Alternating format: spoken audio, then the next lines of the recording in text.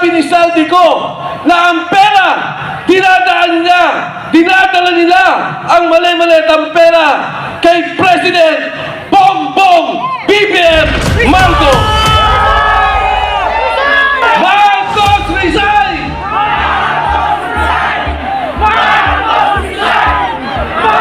Ang pamilya mo, ang asawa mo, ang mga anak mo, ang tinakot.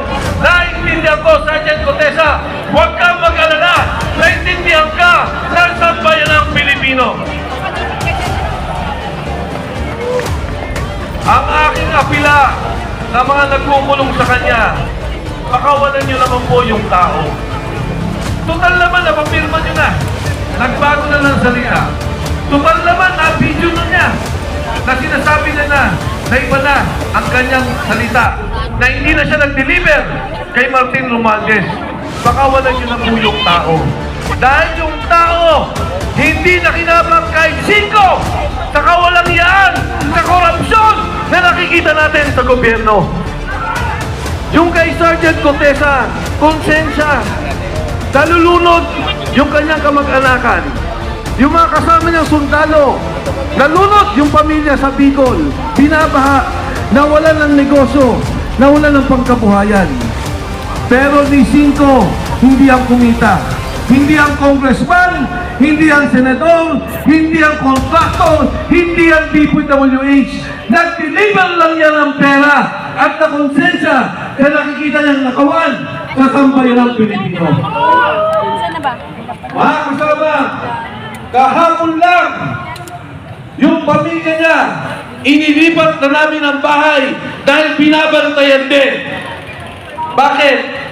Dahil si Saldico, sinabi niya, totoo ang sinasabi ni Contesa.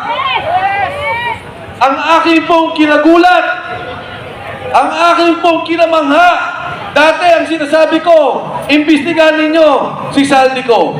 Dati ang sinasabi ko, imbestigahan ninyo si Speaker Martin Romualdez.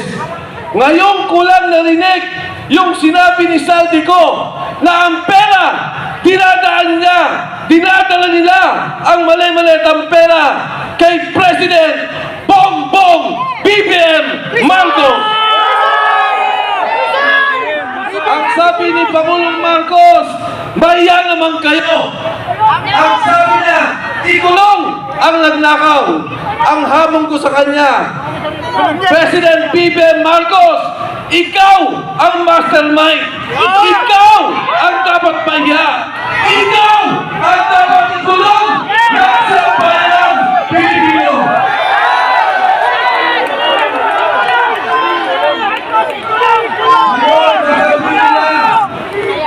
Ang sabi po nila, Saldico, umuwi ka, harapin mo ang kaso.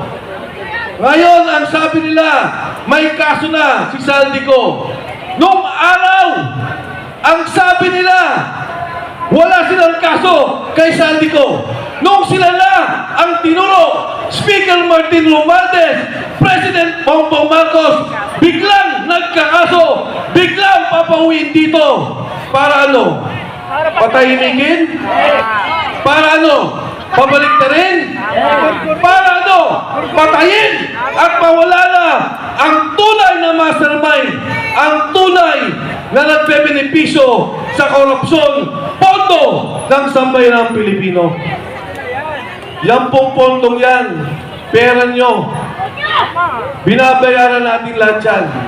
Buwis yan ng taong bayan. Tapos ganyan lang mangyari. Paano ang edukasyon? Yung pilit, kinunan nila yung pondo. Paano ang mga ospital? Hirap na ang mga Pilipino. Pero ngayon narinig natin, bilyon-bilyon ang nawawalang pondo. Ngayon no, yung mag-asawang Paul Estrada, ito yung assistant ni Saldico. Anong ginawa nila? Ibinyahe, papalabas. Yung Paul Estrada na konsensya. Yung kanyang asawa po, tumawag at sinabing gusto na nilang umuwi. Ano pong ginawa? Binugbog! Pagkatapos pagkatapos inilipad sa Chile. Pero may maganda po akong balita sa inyo. Yung pong mag-asawang yan, hawak na natin.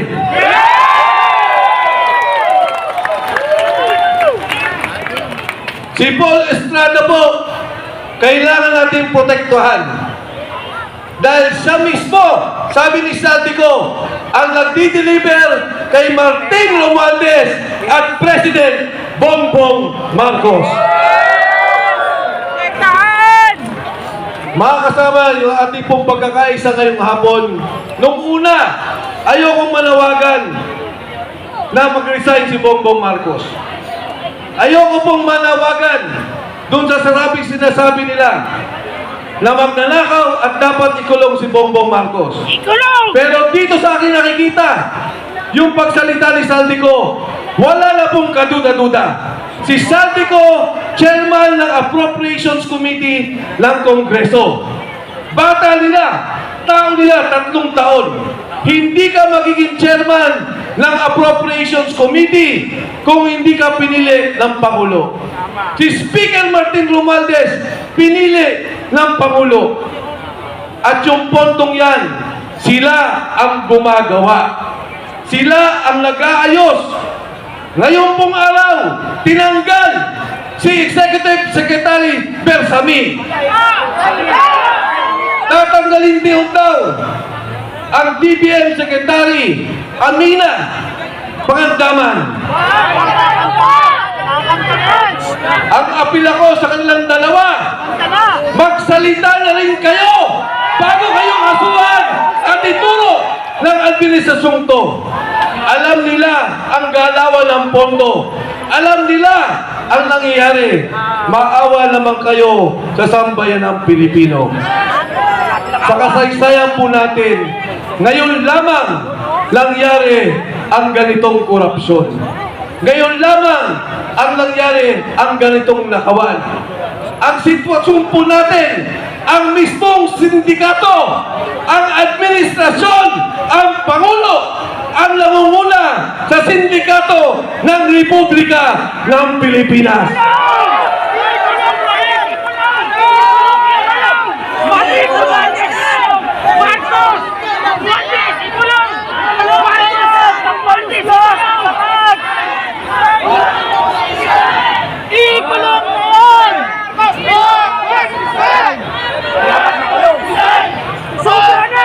Mga kasama, ito hong 3 araw natin, kailangan may mangyari. Itong ating pagkakaisa, kailangan marisolba ang problema ng ating bansa. Itong 3 araw na to, kailangan mabuwag ang sindikato ng impero ng administrasyon ni Bongbong Marcos. Payag pa kayo? Naniniwala pa kayo na dapat mag-resign si BBM? Hindi ko kayo narinig! Kulong na yan!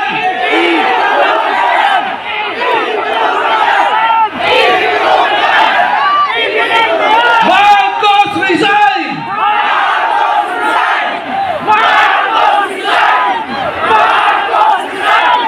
Tayo ba ay handang kumilos para maayos ang sabayang Pilipino?